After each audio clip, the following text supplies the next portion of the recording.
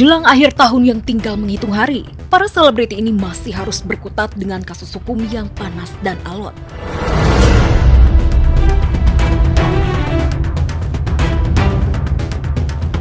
Baim dan Paula salah satunya. Bukannya liburan atau kumpul keluarga, pasutri ini malah harus perang panas di pengadilan Jakarta Selatan.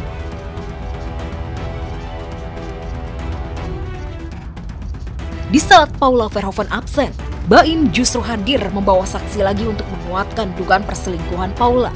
Hari ini saya mengajukan satu ahli di bidang anak dan ada beberapa saksi fakta. Nanti tinggal hakimnya apakah semua akan diperiksa hari ini ataukah ahli dulu sama saksi dulu beberapa, itu nanti tergantung dari majelis hakim. Yang jelas saksi fakta ada, saksi ahli ada. Saksinya itu mengetahui beberapa peristiwa-peristiwa. Jadi tidak bisa kalau satu orang kita anggap dia itu tahu semua. Jadi tidak bisa. Jadi saksi ini mengetahui beberapa peristiwa. Ada peristiwa malam, ada peristiwa jam subuh, macam-macam lah. Ada. Nggak ada masalah itu, nggak ada masalah. Itu bagian dari proses untuk mengungkap sebuah kebenaran dalam sebuah perkara. Itu bagian dari proses hukum. Lantas bagaimana dengan hak asuh anak? Benarkah Baim dan Paula masih belum bisa berdamai dan masih sama-sama berlawanan dalam memperjuangkan hak asuh anak? Lihat saja di tengah proses sidang, Paula lebih memilih menjemput putranya dibanding datang ke pengadilan. Hak asuh itu sudah ada aturannya. Jadi salah satunya terkait dengan apa yang terbaik dari anak. Jadi jangan anak dianggap sebagai objek dalam sebuah proses hukum. Anak itu subjek. Jadi sekali lagi, anak itu bukan objek dalam peristiwa hukum, dalam perkara apapun juga. Apa sakit apa sih anak-anak? Nanti dibilang apa lagi, nanti bingung kita serba salah.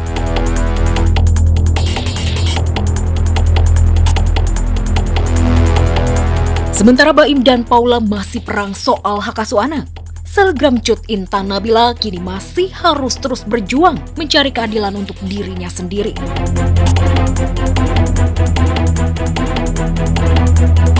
Bagi Intan, perceraian adalah satu-satunya jalan agar dia bisa bebas dari jeratan KDRT. Intan yang dulu pernah mendapat KDRT dari suaminya Armor Toreador, mengaku banyak mendapat pelajaran dari kejadian di tahun ini. Kalau bercerai sih udah bulat tekadnya, cuman kalau memaafkan ya manusiawi memang harus dimaafkan karena kan dia adalah ayah dari anak-anaknya, jadi tapi tetap ingin bercerai.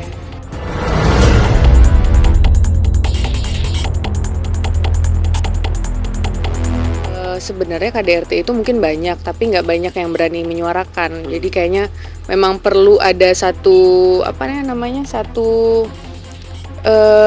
gebrakan jadi kayak jadi role model lah ya, istilahnya ini benchmark untuk semua perempuan di Indonesia ya, bahwa jangan takut untuk bersuara ya, jangan takut untuk memperjuangkan keadilan kalau dalam rumah tangganya sudah mengalami KDRT.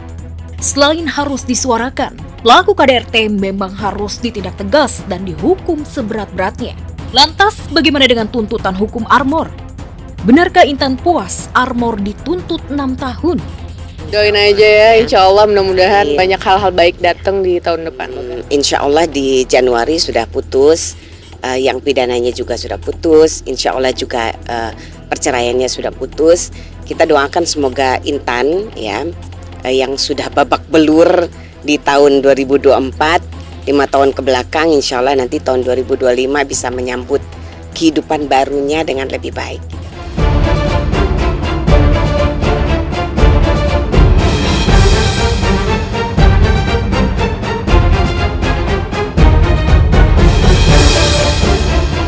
Jelang tutup tahun, Asri Wulas juga masih harus berjibaku dengan sidang cerainya di Pengadilan Agama Depok. Namun berbeda dari pasangan lain, Asri dan Gali tetap adem ayem demi anak mereka. Sayangnya di tengah suasana adem itu, Gali diisukan berselingkuh dan poligami. Isu itu disebut-sebut sebagai akar dari masalah rumah tangganya dengan Asri Welas.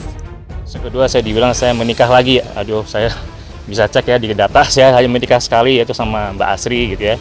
Kemudian saya poligami juga, itu juga nggak benar sama sekali.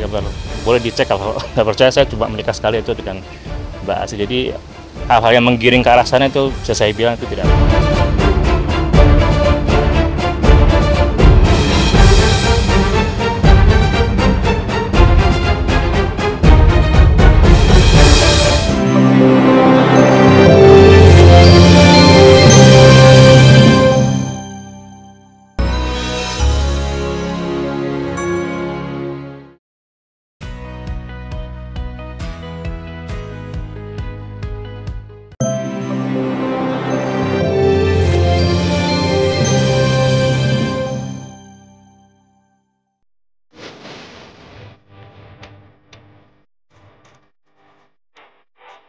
Gara-gara bikin statement cewek independen banyak, cowok makan sedikit, aktris cantik Prilly Latuconsina viral di medsos dan jadi bulan-bulanan netizen.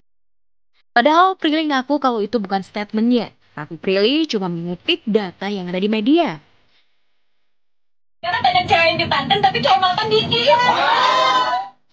Aku sedih sekali ketika itu dianggap sebagai statement aku, dan ketika kata independen dan kata mapan itu selalu disambungkan sama materi. Iya. Itu selalu disambungkan sama materi. Tadi kita udah bahas independen itu apa menurut aku ya. Orang yang punya kemerdekaan berpikir. Apa sih mapan?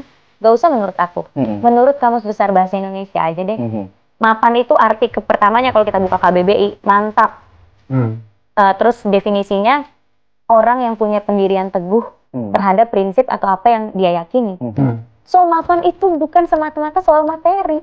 Karena statement 10 detik itu menghilangkan dan publik melupakan semua jawaban aku tentang kemapanan atau soal materi. Di semua interview dan podcast itu kayak gone, kayak nggak ada pendapat aku soal itu. Yes, setelah Prilly yang dikenal smart dan intelek, kayaknya nggak mungkin deh ngomong tanpa data dan fakta, ya nggak sih? Tapi jadi pengen tahu deh, sudut pandang Prilly soal independent woman dan cowok mapan tuh kayak gimana sih?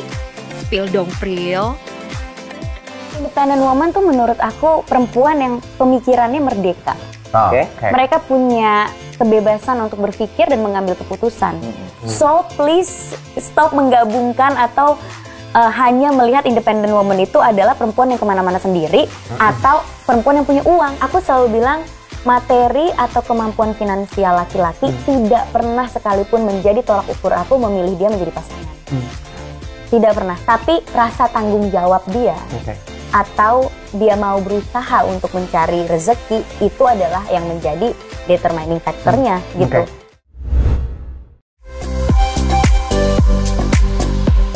Kalau Prilly Latuconsina viral gara-gara statement cewek independen banyak tapi cowok mapan sedikit, aktor ganteng Christiana Baharudin juga viral gara-gara posting video kaget dapat kejutan tes pack kehamilan dari istrinya Siti Badriah. Christiana mengaku kaget Siti Badriah hamil calon anak kedua. Pemain sinetron Cinta Berakhir Bahagia itu mengaku kalau kehamilan Sibat adalah anugerah dan keajaiban dari Tuhan. Aku juga nggak sangka karena punya Sarena aja susah banget, dan dokter tuh dulu awalan bilang buat punya anak itu hal yang mustahil kalau misalnya nggak pakai program. Tapi Masya Allah dibuktiin sama Sarena, sama anak aku yang kedua sekarang. Seneng sih, rasanya seneng, bingung, kaget, gak kepikiran sama sekali. Buat Sarena aja kan aku banyak obat yang aku harus makan, obat-obatan yang Siti minum juga, pakai cara-cara teknik-teknik kayak jamnya jam berapa, buat berhubungan dan lain-lain, itu kayak diatur gitu. Sedangkan yang sekarang itu sama sekali nggak pakai apa-apa, dan aku tuh pulang seminggu sekali.